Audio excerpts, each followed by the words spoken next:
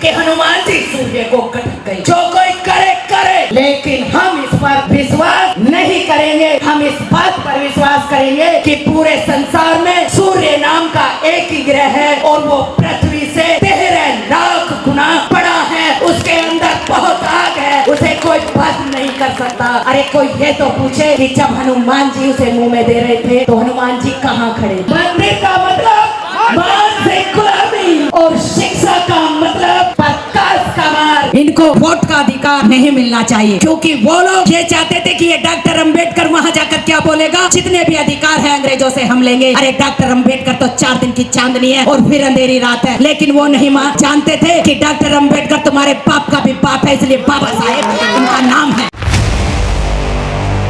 कितने लोग संविधान की बात करेंगे? हाथ ऊपर करो। अरे वाह, जो कोई संविधान की बात करेगा वही देश पर राज करेगा। अरे प्यार की धरती से आगाज कर दो, क्योंकि यहीं से सम्राट अशोक का यह आगाज है। उन्होंने यहीं से शुरुआत की, इस प्यार की पावन भूमि से इस भारत को अखंड भारत बनाया और उनसे ज्यादा सम्राट बेहतर आज तक कोई साबित नहीं हुआ। हुआ क्या? वो बुद्ध की शरण में गए, तो जब बुद्ध की शरण में सम्राट अशोक गए तो हम भी बुद्ध की शरण में जाएंगे।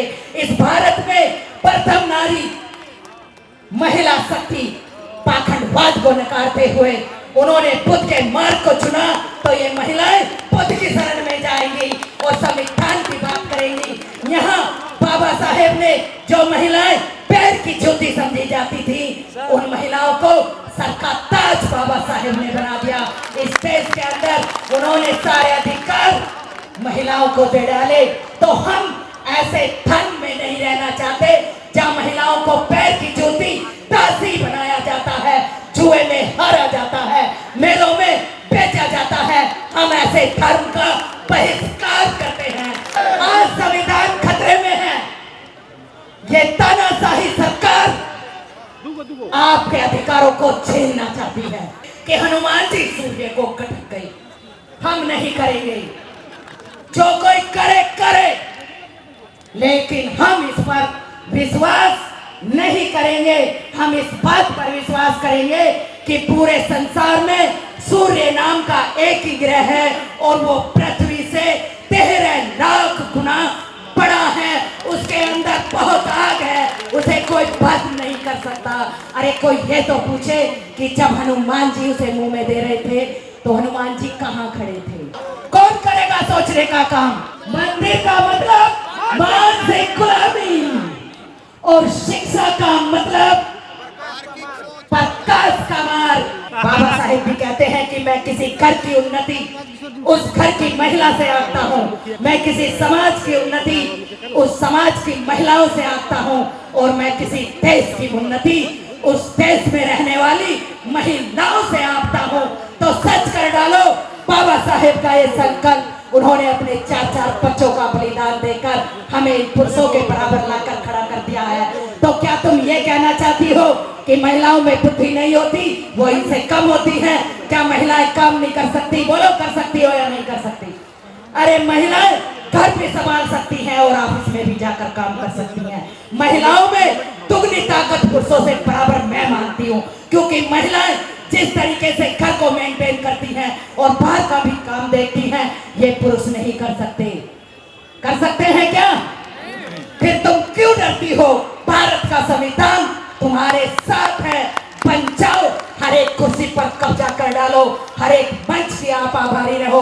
और मैं इस मंच पर देख रही हूँ कि यहाँ पर महिलाओं की भागीदारी बोलने के लिए फतेह बहादुर जी ने बराबर से चला रखी है। तो मैं एक बार उन्हें सैल्यूट मारती हूँ कि यहाँ महिलाओं के साथ कोई भेदभाव नहीं किया गया।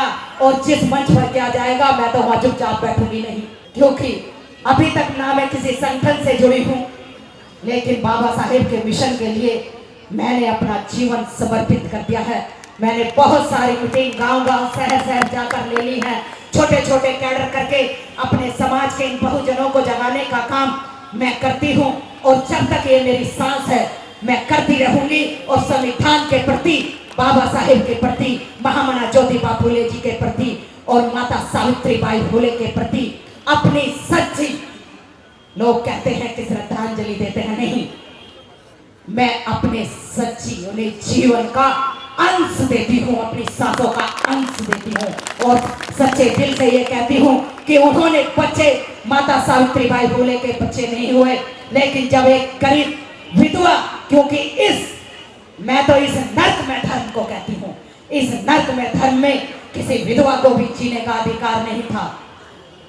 पति के साथ सती कराना इन्होंने अपना धंधा समझ रखा, पारंपरिक परंपराएं बना दे।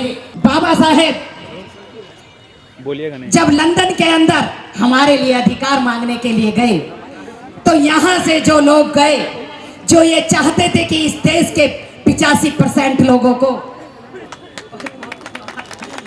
यहाँ के जो 85% लोग हैं, ये जो बहुजन लोग हैं, SC ST OBC माइनॉरिटी के लोग हैं, तो इनको वोट का अधिकार नहीं मिलना चाहिए, इनको वोट का अधिकार नहीं मिलना चाहिए, क्योंकि वो लोग ये चाहते थे कि ये डॉक्टर अंबेडकर वहां जाकर क्या बोलेगा, जितने भी अधिकार है अंग्रेजों से हम लेंगे। अरे डॉक्टर अंबेडकर तो 4 दिन की चांदनी है और फिर अंधेरी रात है, लेकिन वो नहीं जानते थे कि डॉक्टर अंबेडकर तुम्हारे बाप का भी बाप है, इसलिए बाबा साहेब उनका नाम है।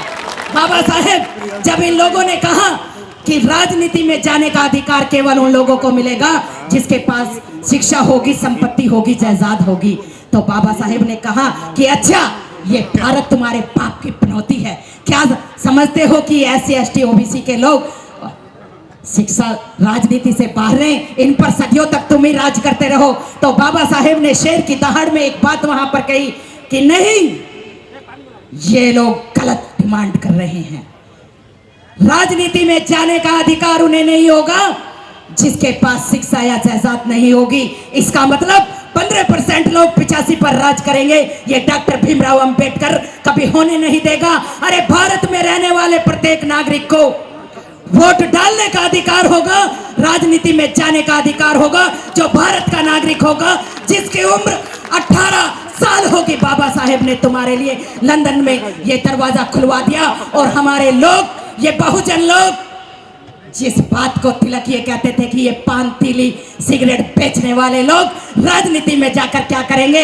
अरे तिलक, तुम भी आकर देख लो कि बाबा साहेब की बदौलत ये फतेह बहादुर जैसे लोग राजनीति में जाकर तुम्हारी ही जड़ काट रहे हैं और यहाँ शासन कर रहे हैं। इसलिए हमें जबान दी संविधान ने, हमें ताकत दी संविधान ने, दिया नहीं दी। अरे बोलो, दिया नहीं दी तो जोर से बोलो, हम इस देश के शासक हैं, हम इस देश के मूल निवासी हैं, हम यहाँ पर दूसरों की गुलामी नहीं सहन करेंगे, नहीं सहन करेंगे, नहीं सहन करेंगे, नहीं सहन करेंगे, नहीं सहन करेंगे। हम समतामूलक समाज की स्थापना के लिए, बोलो, हम समतामूलक समाज की स्थापना के लिए इस संविधान को बचाने का हर समय काम करेंगे, इस पर आंच नहीं आने देंगे। हम अपनी पीढ़ियों को गुलाम नहीं बनने देंगे।